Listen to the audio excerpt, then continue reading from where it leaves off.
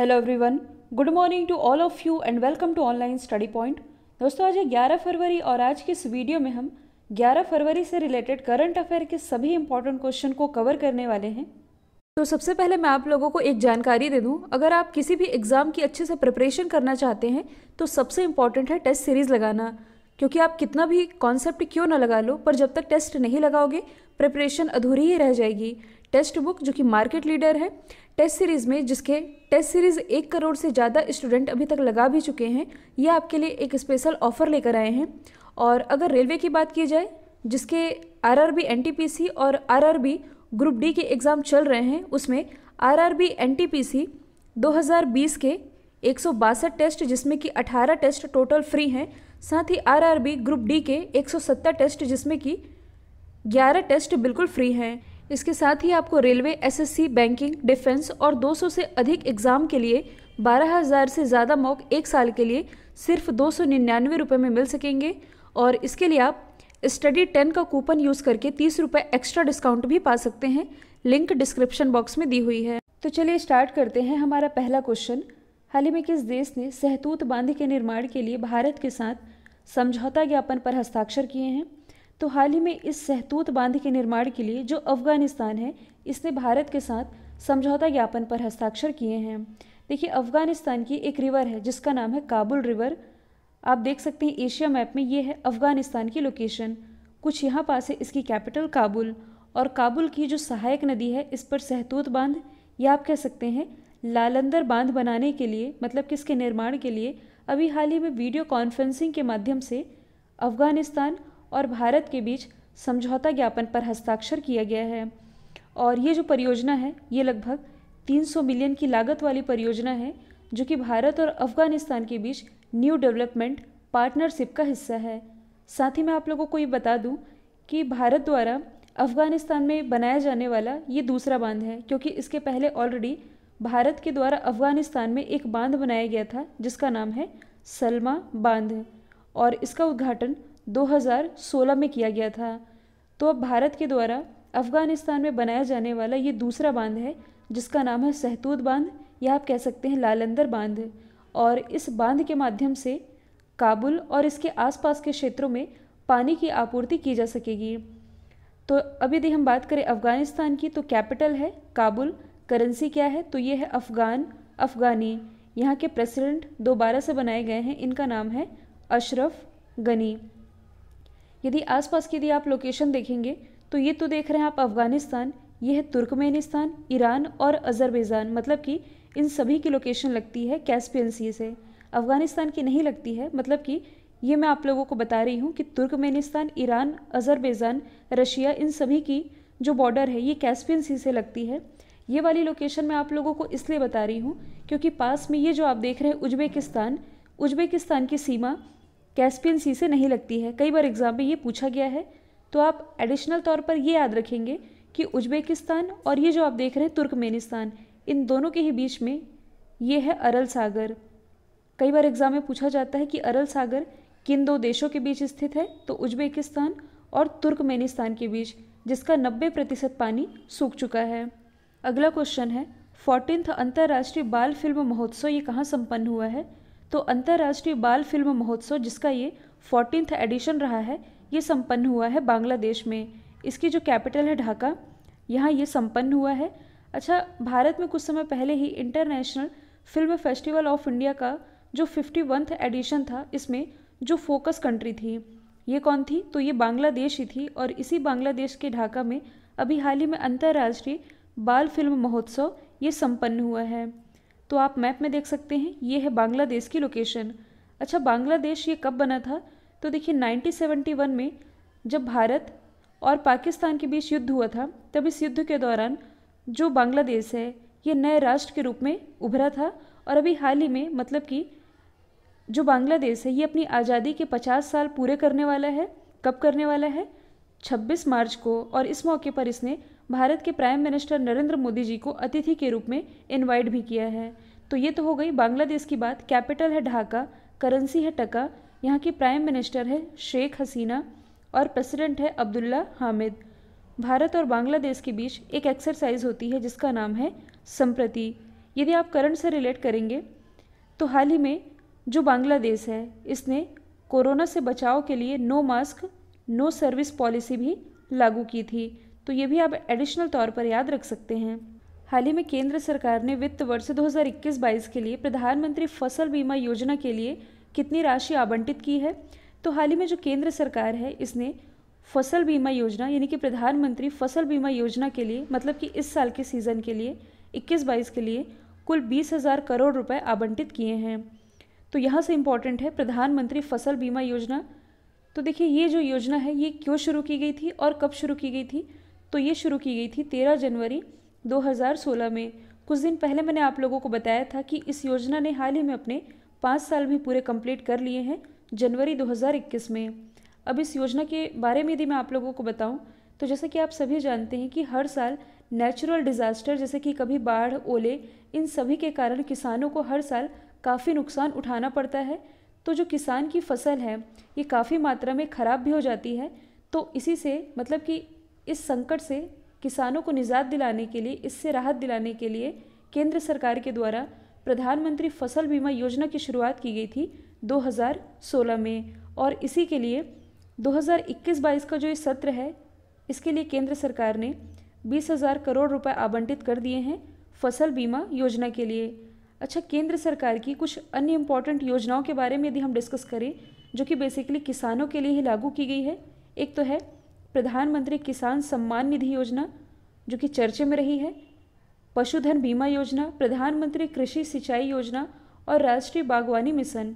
ये सभी आप एडिशनल तौर पर याद रख सकते हैं। राष्ट्रीय बागवानी मेला ये किस शहर में आयोजित किया गया, यानी कि नेशनल हॉर्टिकल्चर फेयर। तो ये भी हाल ही में संपन्न हुआ है कर्नाटक की राजधानी बेंगलोर में और ये वर्चुअली आयोजित किया गया था। मतलब कि पहली बार इसका जो आयोजन है ये हाइब्रिड मोड में किया जा रहा है। कहने का मतलब ये है कि इसमें ऑनलाइन और ऑफलाइन दोनों ही तरीके से जो पार्टिसिपेंट है इसमें हिस्सा ले सकते हैं, जिसमें कि कृषि की आधुनिक तकनीकें, फसल की किस्में, इन सभी को इस फेयर में शो किया जाता है। कुछ इस तरह से इस फेयर का आयोजन किया जाता है। और इस बार जो राष्ट्रीय बागवानी मेला 2021 ये आयोजित हुआ है इसकी थीम है horticulture for startup and stand up India. तो ये तो है इसकी थीम और इसी थीम के साथ इसका आयोजन किया गया है कर्नाटक की राजधानी बेंगलोर में। बेंगलोर जो कि वृषभावती नदी के किनारे बसी हुई है। अच्छा, यदि हम कुछ अन्य जानकारियों की बात करें तो जो बेंगलोर है ये भी हाल ही में दुनिया का सबसे बड़ा टेक हब बनकर उभरा है। इसके अलावा अभी हाल ही में जो एलन मस्क है जो कि दुनिया के सबसे अमीर व्यक्ति हैं, इनकी जो इलेक्ट्रॉनिक कार निर्माता कंपनी है टेस्ला के द्वारा पूर्ण स्वामित्व वाली भारत में जो पहली कंपनी है, पहली यूनिट है जो ये ओपन की गई है बेंगलोर में। तो ये भी आप याद रख सकते हैं। किस राज्य की महिला वन अधिकारी जिनका नाम है सस्मिता लेंका, इन्हें संयुक्त राष्ट्र के एशिया पर्यावरण प्रवर्तन पुरस्कार से सम्मानित किया गया है। तो ये वन अधिकारी है ओडिशा की, जिन्हें के भी हाल ही में संयुक्त राष्ट्र के एशिया पर्यावरण प्रवर्तन पुरस्कार से सम्मानित किया गया है। और क्यों सम्मानित किया गया है? तो देखिए जो पेंगोलिन होता है, पेंगोलिन के अवैध व्यापार के बारे में स्थानीय लोगों के बीच में इन्होंने एक जागरूकता अभियान चलाया था, इसलिए इन्हें इस प्रतिष्ठित अवार्ड से सम्मानित किया गया है। और ये क्वेश्चन इसलिए भी इम्पोर्टेंट बन जाता है क्योंकि पहली बार देश की किसी महिला को, मतलब कि पहली बार देश की किसी महिला वन अधिकारी को इस सम्मान से सम्मानित किया गया है। अब यदि हम बात करें UNEP की, जो कि यूनाइटेड नेशन का ही एक हिस्सा है, इसकी स्थापना की गई थी 5 जून 1972 में, इसलिए 5 जून को हम वर्ल्ड एनवायरनमेंट डे के रूप में भी मनाते हैं। और इसका हेडक्वार्टर कहाँ स्थित है? तो UNEP का हेडक्वार्टर स्थित है नैरोबी, केन्या में। One nation one ration card लागू करने वाला देश का 12वां राज्य कौन बना है? तो देश का 12वां राज्य जिसने कि one nation one ration card लागू किया है ये बन गया है राजस्थान। तो यहाँ से इम्पॉर्टेंट है one nation one ration card योजना जो कि चर्चे में रही है, इसके बारे में हम डिस्कस कर लेते हैं। तो देखिए जैसे कि आप सभी जानते हैं कि हर राज्य के नागरिकों का अपना अपना राशन कार्ड होता है, आप लोगों के पास भी होगा, जिसके थ्रू उचित मूल्य की दुकान पर जाकर के राशन लिया जा सकता है। अब दिक्कत ये है कि बड़े बड़े शहरों में जो गांव के लोग रहते हैं, मतलब कि एक राज्य से जाकर के वे दूसरे राज्य में बस जाते हैं काम के सिलसिले में अपनी रोजी रोटी चलाने के लिए।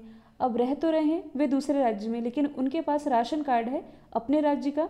फॉर एग्जाम्पल मान लीजिए बिहार के ऐसे कई नागरिक हैं जो कि काम के सिलसिले में दिल्ली में रहते हैं, दिल्ली में मजदूरी करते हैं।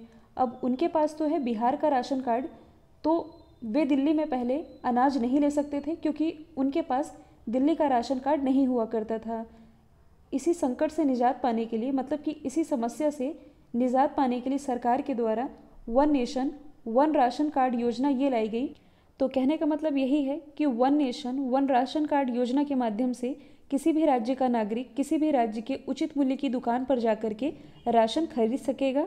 और इसी के तहत one nation one ration card लागू करने वाला देश का 12वां राज्य बना है राजस्थान। तो इस योजना के बारे में यहाँ मैंने डिटेल में लिख दिया है, पीडीएफ में आप इसे पढ़ भी लेंगे। अब यदि हम बात करें राजस्थान की, जो कि क्षेत्रफल की दृष्टि से भारत का सबसे बड़ा राज्य है, राजधानी है जयपुर, जिसे यूनेस्को के द्वारा वर्ल्ड हेरिटेज साइट में शामिल किया गया है 2019 में। मुख्यमंत्री अशोक गहलोत, राज्यपाल है कलराज मिश्र। केवलादेव रणथंभौर नेशनल पार्क ये स्थित है राजस्थान में ही। राजस्थान का हृदय ये कहलाता है अजमेर। कई बार एग्जाम में पूछा जाता है कि 2.5 दिन के झोपड़े का निर्माण ये किसने किया था, तो ये किया था कुतुबुद्दीन ऐबक ने। और कई बार एग्जाम में इनसे भी रिलेटेड एक क्वेश्चन बन चुका है कि किसे लाख बख्श कहा जाता है, तो ये कुतुबुद्दीन ऐबक को ही कहा जाता है। लाख बख्श यानी कि लाखों का दान देने वाला। दिल्ली में स्थित जो कुतुब मीनार है इसका निर्माण इन्होंने ही शुरू किया था, लेकिन ये कंप्लीट किया गया इल्तुतमिश के द्वारा। बायोफ्यूल पॉलिसी लागू करने वाला भारत का पहला राज्य ये भी राजस्थान ही है। हाल ही में विश्व दलहन दिवस ये कब मनाया गया, तो विश्व दलहन दिवस ये मनाया जाता है 10 फरवरी को। किसके द्वारा मनाया जाता है, FAO यानी कि फूड एंड एग्रीकल्चर ऑर्गेनाइजेशन के द्वारा। इसकी स्थापना हुई थी 16 अक्टूबर 1945 में, और इसलिए हम 16 अक्टूबर को मनाते हैं वर्ल्ड फूड डे के रूप में। हेडक्वार्टर कहाँ स्थित है, तो ये स्थित है रोम इटली में, और प्रेजेंट टाइम में इसके जो अध्यक्ष हैं ये है क्यू डोंग्यू। और इस बार जो विश्व दलहन दिवस मनाया गया है इसकी थीम है nutritions seeds for a sustainable future. इसके बाद यदि हम फरवरी मंथ के अदर इम्पॉर्टेंट डेज को डिस्कस करें तो 2 फरवरी को मनाया जाता है वर्ल्ड वेटलैंड्स डे यानी कि विश्व आर्द्र भूमि दिवस, जिसकी थीम थी वेटलैंड्स एंड वाटर। 4 फरवरी को मनाया जाता है वर्ल्ड कैंसर डे, जिसकी थीम थी I am and I will, मतलब कि मैं हूँ और मैं रहूँगा। 6 फरवरी को मनाया जाता है international day of zero tolerance for female genital मल्टीलेशन।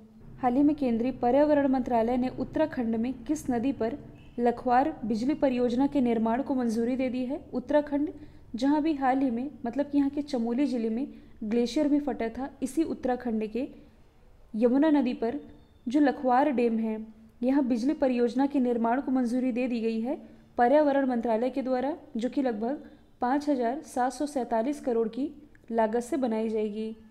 तो देखिए पानी से बिजली कैसे बनाई जाती है इसके बारे में मैंने आप लोगों को पहले भी बताया था, एक बार फिर से हम रिवाइज कर लेते हैं। तो देखिए पहले तो पानी को स्टोर किया जाता है, मतलब कि तेज़ी से बहता हुआ जो पानी आता है, जैसे कि आप उत्तराखंड का ही एग्जाम्पल ले लें, पहाड़ी इलाका है, पानी वैसे ही तेज़ गति से बहता है ढलानों में, तो पानी को एक जगह स्टोर किया जाता है। कैसे स्टोर किया जाता है, डैम बना करके, जैसे कि यहाँ है लखवार डैम, तो पानी को डैम बना करके स्टोर किया जाता है, फिर इसे फोर्सफुली टरबाइन पर भेजा जाता है। टरबाइन जो कि कंटिन्यूअसली रोटेट करते रहता है, मतलब कि घूमते रहता है, और जब ये टरबाइन रोटेट करते रहता है तब इसे ट्रांसफार्मर और जनरेटर के माध्यम से इससे बिजली पैदा की जाती है। इसके बारे में मैं आप लोगों को ऑलरेडी डिटेल में बता चुकी हूँ। तो कहने का मतलब यही है कि इसी लखवार डैम पर जो केंद्रीय पर्यावरण मंत्रालय है इसके द्वारा, मतलब कि जो यमुना नदी है इस पर इस परियोजना को मंजूरी दे दी गई है। तो अब यदि हम बात करें यमुना नदी की, जिस पर इस बिजली प्रोजेक्ट का काम किया जाएगा, तो देखिए जो यमुना नदी है ये गंगा की सबसे बड़ी सहायक नदी है। और ये कहाँ से निकलती है, तो देखिए उत्तराखंड में जो बंदरपूछ चोटी है इस पर स्थित है यमुनोत्री, यहाँ से निकलती है यमुना नदी। और ये आगे जा कर के मतलब कि प्रयागराज में ये जा कर के गंगा नदी से मिल जाती है, जिसे आप गंगा यमुना का संगम भी कहते हैं। कई बार एग्जाम में पूछा जाता है कि यमुना नदी का प्राचीन नाम क्या है, तो इसका प्राचीन नाम है कालिंदी। इसके अलावा यमुना नदी की ही 3 प्रमुख सहायक नदियां हैं, ये भी एग्जाम में पूछी जाती हैं, चंबल, केन और बेतवा। ये तीनों हैं यमुना नदी की सहायक नदियाँ। हाल ही में वॉर ऑन ड्रग्स अभियान की शुरुआत किस राज्य में की गई है? तो वॉर ऑन ड्रग्स अभियान की शुरुआत की गई है मणिपुर गवर्नमेंट के द्वारा। तो मैं आप लोगों को बता दूं कि पिछले कुछ दिनों से जो मणिपुर गवर्नमेंट है ये ड्रग्स के खिलाफ एक्शन में है। ये एक इमेज मैंने यहाँ सेट की है जो कि अभी हाल ही की है, मतलब कि लास्ट मंथ की है, जनवरी 2021 की। तो इसमें अभी हाल ही में मणिपुर में अवैध रूप से जब्त की गई जो नशीले पदार्थ थे इन्हें इकट्ठा करके जलाया गया है यहाँ के मुख्यमंत्री एन बीरेन सिंह के द्वारा। तो ये एक तरह का एंटी ड्रग मिशन है जो कि चला रही है मणिपुर गवर्नमेंट, मतलब कि ड्रग्स के खिलाफ, ड्रग्स की तस्करी को रोकने के लिए और लोगों को इसके शिकार होने से बचाने के लिए हाल ही में वॉर ऑन ड्रग्स अभियान की शुरुआत की गई है मणिपुर गवर्नमेंट के द्वारा। आप मैप में देख सकते हैं, ये है पूर्वोत्तर भारत का एक राज्य। इसकी कैपिटल है इम्फाल, मुख्यमंत्री है एन बीरेन सिंह, राज्यपाल है नजमा ए हेपतुल्ला। ये जितनी भी सारी फैक्ट है मैं आप लोगों को ऑलरेडी बता चुकी हूँ, ये सभी आप लोगों को PDF में मिल जाएगी। हाल ही में भारतीय सेना ने किस स्थान पर 100 फुट ऊंचे राष्ट्रीय ध्वज की नींव रखी है? तो हाल ही में जो इंडियन आर्मी है इसके द्वारा जम्मू कश्मीर के गुलमर्ग में घाटी के सबसे ऊंचे, मतलब कि 100 फुट ऊंचे आइकॉनिक नेशनल फ्लैग की आधारशिला रखी गई है। मतलब कि इसका राइट आंसर हो जाएगा ऑप्शन ए। अच्छा, जम्मू कश्मीर से ही रिलेटेड एक और फैक्ट है जो कि आप याद रख सकते हैं, जो कि चर्चे में भी रहा है। हाल ही में भारत का पहला इग्लू कैफ़े ये कहाँ ओपन किया गया है? तो ये जम्मू कश्मीर में ही ओपन किया गया है। कल जो मैंने आप लोगों से सवाल पूछा था इसका राइट आंसर था माजुली। अब आप लोगों के लिए आज का सवाल है, WTO की पहली महिला महासचिव कौन बनी है? तो इसका जो भी आंसर है कमेंट बॉक्स में बताइएगा। वीडियो यदि पसंद आया है तो लाइक, शेयर और सब्सक्राइब करना बिल्कुल मत भूलिएगा। तो आज के लिए इतना ही। Thank you so much.